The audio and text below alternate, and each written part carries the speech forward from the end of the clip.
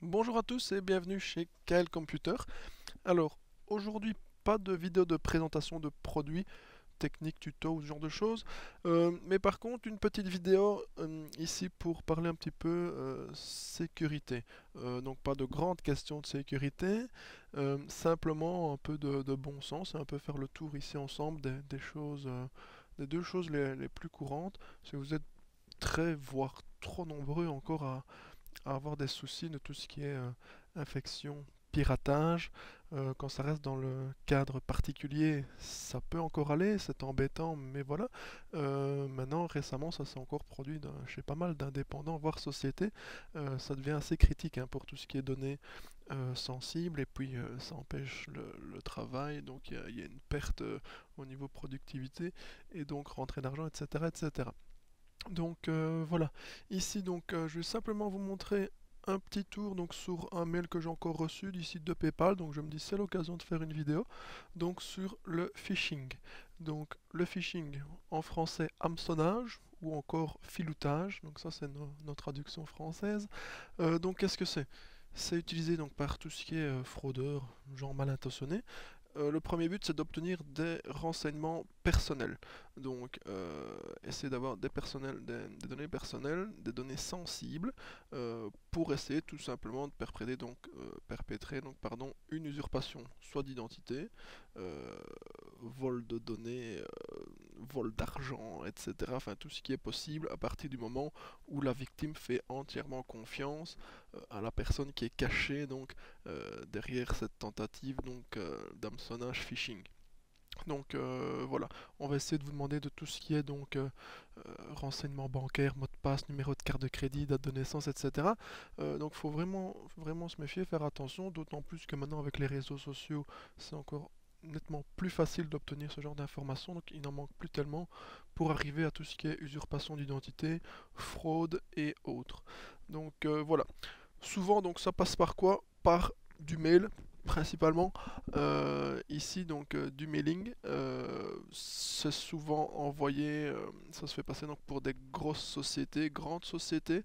Donc, c'est souvent soit via on se fait passer pour votre fournisseur d'accès Internet, votre banque, des sites d'enchères comme eBay, PayPal, etc., etc. Donc il y a un grand nombre de victimes et ça ne cesse d'augmenter quotidiennement. Donc voilà. Ici, je vais vous montrer donc simplement la version donc PayPal. Donc, comme je le disais, un mail que j'ai reçu récemment. Donc voilà. Ici, qu'est-ce qu'on voit donc? On reçoit un mail donc de PayPal. Donc ici déjà par Outlook, il est signalé comme spam. Donc ça doit déjà vous attirer, je vais dire. Voilà. Ensuite, votre compte PayPal sera fermé, donc on essaie toujours de faire peur à la personne ou de la presser, lui faire perdre ses moyens ou autres, pour pas trop s'intéresser, cliquer, et une fois qu'on a cliqué trop rapidement, il est trop tard. Donc ici, le design est pas mal fait, on peut dire, donc voilà, on a la bannière PayPal, hein, donc on a quand même le logo, voilà, avec le titre de nouveau, alors cher client, de nouveau classique, hein, donc on fait toujours penser qu'il y a un manque d'informations, une perte d'informations ou qu'on a besoin d'informations personnelles pour faire une action bien précise, toujours avec un timer, hein, ça doit se faire dans les 24 heures, 48 heures, 72 heures ouvrables, le plus rapidement possible, mettre la pression à l'utilisateur. Donc voilà, donc ici voilà, vous pouvez le lire comme moi. Donc si dans les 72 heures on ne fait pas le nécessaire, ils vont nous bloquer notre compte, patati patata.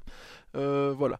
Donc sur le fond, c'est vrai que si on ne fait pas attention, le mail est pas trop mal fait, mis à part que voilà, les liens ne sont pas cliquables, on voit que ça a été simplement fait avec une image. Voilà. Les premières choses à vérifier, toutes simples. Déjà, si on voit spam, voilà, vérifier si c'est un mail déjà désiré. C'est la première chose à savoir avant d'aller ouvrir ou cliquer partout. Est-ce que j'ai sollicité ce mail ou pas? Non, ça ne me dit rien. Poubelle, corbeille, on n'en parle plus, il n'y a pas de souci. Oui, peut-être, ou je possède peut-être ce service. Ici, moi, je possède PayPal. On peut regarder, s'y intéresser. Peut-être qu'il a été donc signalé comme spam par Outlook, c'est une erreur. Souvent, c'est rare, mais voilà. Donc, d'autres mails arrivent entre temps. Voilà, on est en direct, hein, oui. Euh, donc voilà, c'est la première chose à vérifier. La deuxième chose, on peut toujours voir donc l'expéditeur, l'adresse. Donc ici, qu'est-ce qu'on voit? on a un nom de domaine security.com. Donc on sait déjà que ça n'a strictement rien à voir avec PayPal. Pourquoi? Parce que quand vous recevez un mail d'une société, de PayPal entre autres, ou de toute autre société, on a toujours arrobase, le nom de domaine de cette société. Donc arrobase paypal.com, arrobase ing.be pour une banque par exemple, etc., etc. Donc ça doit déjà aussi vous mettre la puce à l'oreille. Il y a déjà un petit souci de ce côté-là. Alors, deuxième chose. Voilà, ici donc ça c'est fait. Quand vous allez donc ouvrir le mail, je vais vous montrer ici, voilà. Je vous montre ici le mail que j'avais déjà ouvert auparavant. Pourquoi? Parce que quand vous cliquez tout de suite dessus, donc tout au début, donc tout ce qui est paramètres de sécurité sur internet et autres, n'ont pas encore repéré cette arnaque. Donc ça veut dire que quand vous allez l'ouvrir, vous allez arriver là-dessus. Une fois, ici c'est déjà passé quand même quelques heures, voire une journée, les sites vont remarquer ce genre de mauvais sites, de tentatives d'hameçonnage, et donc le signaleront. Donc là, il y a beaucoup moins de risques de se faire attraper. Je vous montrerai la version après. Donc quand vous allez cliquer sur le mail, vous arrivez donc sur ce genre d'adresse. Donc première chose, on voit qu'on a effectivement une adresse assez longue, ici. Donc voilà, avec paypal.com, sign-up account, etc. La première chose qui doit aussi vous attirer, c'est qu'ici on n'a aucun certificat SSL ou TLS, donc le fameux carré vert ou le cadenas, ici à gauche. Donc par exemple, si je vais sur le site officiel PayPal, qu'est-ce qu'on voit? Paypal.com, on a donc notre fameux certificat ici, donc toujours en vert. Si vous cliquez dessus, donc vous voyez que la connexion est privée, qu'elle est sécurisée ici avec TLS 1.2, etc., etc. Donc tout site sécurisé ou à partir du moment où on va devoir introduire des données d'un compte ou des données bancaires, des données personnelles ou quoi que ce soit, doit posséder ce certificat-là, SSL TLS. D'accord? Donc ça c'est déjà une chose. Ici donc sur notre onglet, on voit qu'il n'est pas présent. Ça doit encore vous attirer l'attention. Donc là on est déjà au troisième point. Si on a simplement fait attention, on est déjà sûr de ne pas se faire avoir ici. Voilà, donc ici on est sur PayPal. Le site n'a pas l'air trop mal fait non plus, si ce n'est que bon, ben ici on voit déjà qu'il manque une image. Donc c'est déjà un souci, hein, donc c'est pas très pro. Deuxième chose, on voit qu'on a effectivement plein de liens également ici, comme sur tous les sites. Et vous remarquerez que si vous cliquez sur les liens, ça ne mène nulle part. Donc ça, de nouveau aussi, c'est quelque chose qui doit vous interpeller. Vous pouvez cliquer n'importe où, ça ne mène nulle part, c'est normal. Les hackers, pirates ou personnes mal intentionnées qui font ce genre de choses font une page. Derrière, il y a quelque chose pour essayer de récupérer vos données. C'est tout. Donc vous allez mettre votre adresse mail, votre mot de passe, vous allez faire connexion, voilà, les identifiants vont être envoyés vers la personne mal intentionnée, vous n'aboutirez sur rien, et voilà, c'est trop tard. Donc là, à partir de ce moment-là, si c'est trop tard, si vous vous en rendez compte tout de suite, mais vraiment tout de suite, il faut immédiatement aller donc sur votre vrai compte PayPal, alors changer tout de suite vos accès, faire opposition à vos comptes, si vous avez enregistré tout ce qui est carte Visa au compte bancaire dedans, parce qu'avec simplement une adresse mail, un mot de passe, voilà, on peut déjà aller fort loin avec PayPal. Donc ça, c'est une chose. Donc je vais fermer ici, donc ça c'était le site original, donc vous voyez le logo. Si on fait la connexion, vous voyez on arrive de nouveau sur la même chose.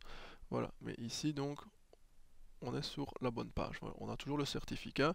De nouveau vous avez donc des petits liens ici. Si vous cliquez, vous voyez ça va vous renvoyer vers des informations, etc. C'est toutes des petites choses qui doivent vous mettre la puce à l'oreille. D'accord? Donc comme je vous disais tout à l'heure, ça c'est quand j'ai reçu le mail au matin, j'en ai profité pour faire la vidéo. Maintenant, voilà, donc ils utilisent des raccourcis d'URL et autres. Qu'est-ce qui se passe après un certain temps, voire une journée ou deux?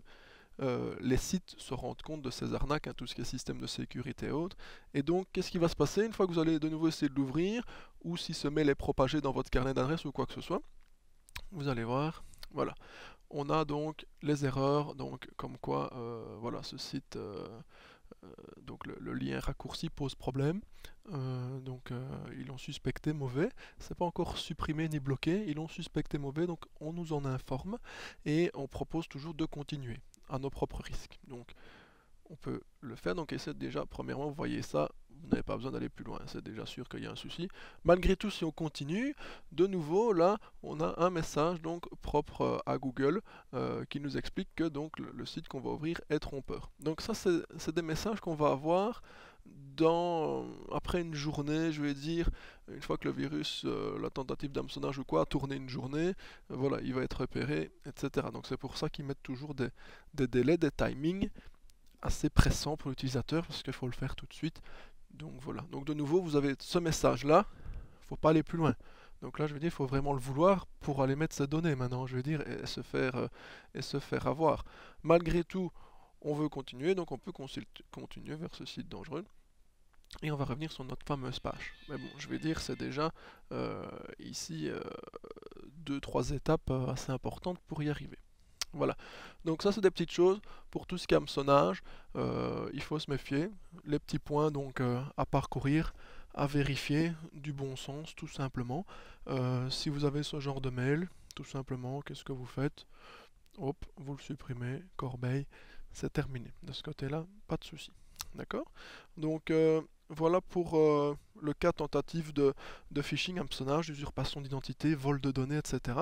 Donc ça viendra toujours par le mail, par des connaissances, par des banques, des systèmes de connexion, etc. etc. Voilà, voilà. Alors, deuxième cas ici que je vais aborder également, c'est ce qui est virus trojan. Il y a eu notamment le cas récemment avec le fameux virus de l'UCM, si vous en avez entendu parler. Donc de nouveau, pirates hackers ont réussi à faire une usurpation donc, de l'adresse ucm.be. Donc dans ce cas-ci, c'est un peu plus vicieux, puisque vous recevez un mail donc de k@ucm.be. Donc ça, il faut savoir qu'effectivement, c'est la bonne adresse de l'UCM, puisque vous voyez, donc comme je vous l'ai expliqué tout à l'heure, le nom de domaine ucm.be. Donc là, ils ont réussi, ils ont fait fort dans le sens où ils ont réussi à usurper l'adresse mail de l'UCM. Donc effectivement, on reçoit le mail, on se dit, ça vient bien de la société. Ça, c'est vrai, on ne peut pas le nier. Bon, par contre, vous remarquerez tout de suite, et de nouveau, il y a des gens qui se sont fait énormément avoir, beaucoup de sociétés d'indépendants.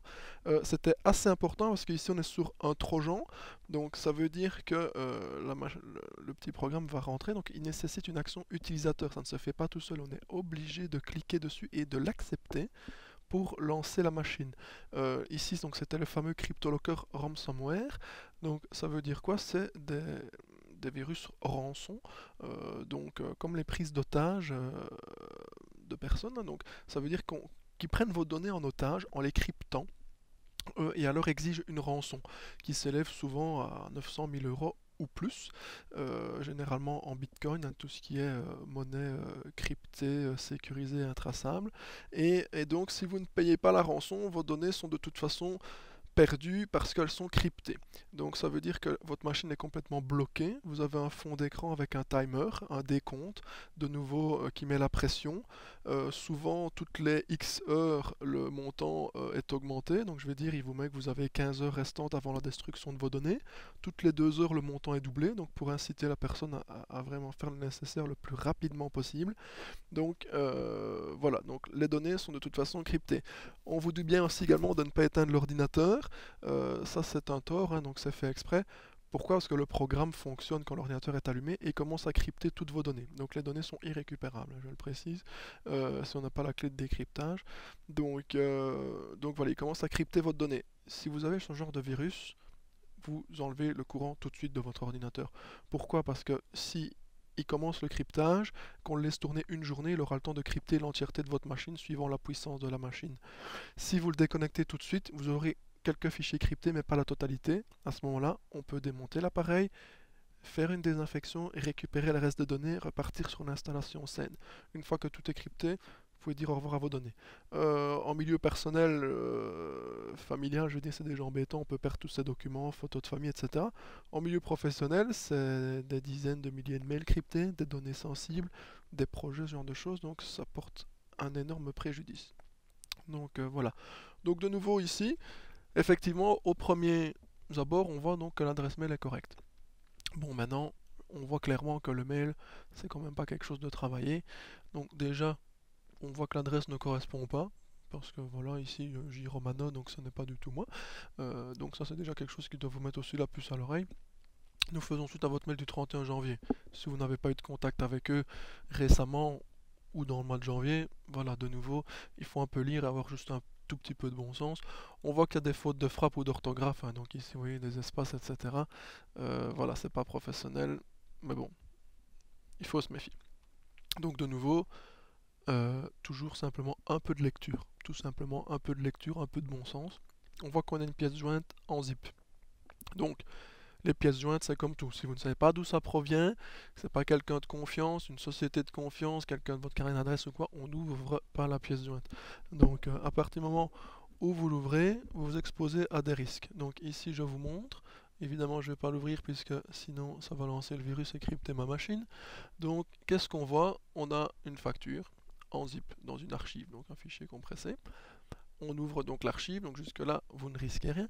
À savoir que maintenant les antivirus le détectent, mais bon, le jour où ça s'est produit, et encore 2-3 jours après, donc je vais dire, il n'y avait pas encore de solution de sécurité, donc d'office c'était terminé.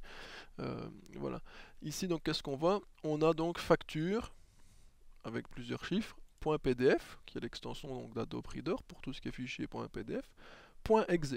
Donc ça veut dire que l'extension, c'est toujours la dernière extension qui prend le dessus. Donc ici on est sur un fichier exécutable, clairement. Donc ça veut dire effectivement que vous allez cliquer dessus, il y a tout un programme derrière en arrière-plan qui va tourner, s'installer, se lancer, et donc le fameux cryptage va commencer, et là c'est terminé. Donc si vous laissez tourner la machine, c'est trop tard, c'est fini. Donc dans ce cas-là, dans le cadre de tout ce qui est CryptoLocker, infection, cryptage de données, virus trojan, je vous le dis clairement, la meilleure solution, vous arrêtez tout de suite votre ordinateur. L'ordinateur est bloqué, on ne sait pas accéder au bouton arrêter ou quoi que ce soit, ou ça se bloque, ça prend trop de temps, n'hésitez pas, vous enlevez l'électricité tout de suite de votre machine et vous consultez un informaticien, quelqu'un de qualifié dans le domaine pour pouvoir récupérer vos données, empêcher la propagation de ce virus, etc. Donc voilà, faut vraiment pas hésiter à arracher brutalement la prise. Donc voilà, donc pour les deux grandes menaces actuelles, donc il faut savoir que tout ce qui est phishing, hameçonnage donc, et ransomware, donc tout ce qui est CryptoLocker où on prend vos données en otage, sont d'après les statistiques les plus grandes menaces, et encore en 2016 ça va encore se mettre encore plus sur l'internet, etc. Ça va encore grandir de plus en plus parce que ça rapporte de l'argent à ces personnes, et de plus en plus de gens se font malheureusement avoir. Donc voilà. J'espère que ça aura pu vous aider, tout simplement. N'hésitez pas, si vous avez le moindre souci, question, n'hésitez pas à me contacter, donc calcomputer.be, l'adresse mail, la page Facebook, en commentaire YouTube ou autre. Donc je répondrai à toutes vos questions dans la mesure du possible. Je ne suis pas expert en sécurité. Maintenant ici simplement avec un antivirus de base, même gratuit, le Sécurité Essential de Windows, ou une suite payante. Personnellement j'aime bien le Bitdefender. Voilà, la meilleure solution et sécurité reste toujours de toute façon vous-même, tout simplement, et la lecture, un minimum de bon sens, et à ce moment-là vous ne risquez rien du tout. Voilà, merci de m'avoir suivi, n'hésitez pas à commenter et abonnez-vous à la chaîne. Merci, bonne journée.